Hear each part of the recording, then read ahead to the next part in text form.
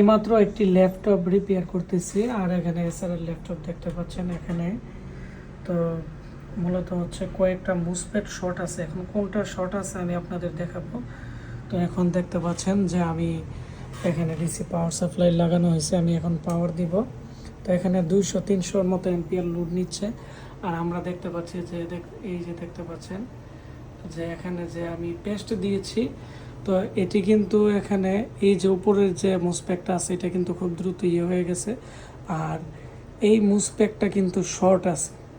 তো এই মুসপেকটা আমরা দেখব এখন। এটি হচ্ছে Q97, এই যে Q97 এই মুসফেট।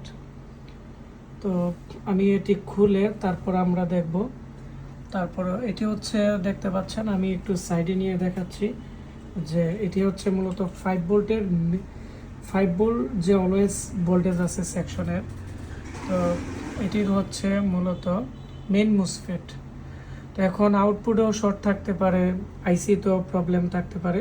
তো আমি এখন এই মাদারবোর্ডটা রিপেয়ার করব। তো যাদের ল্যাপটপ ডেস্কটপে সমস্যা ভিডিওর নিচে কমেন্টস করেন, আর ভিডিওটি বেশি বেশি করে আপনারা শেয়ার করে দিবেন, তাহলে আশিক কম্পিউটার ব্রাহ্মণবাড়িয়াতে নিয়ে আসতে পারবে। আর আমাদের আগামী বেচ চালু হবে মূলত হচ্ছে 15 ফেব্রুয়ারি।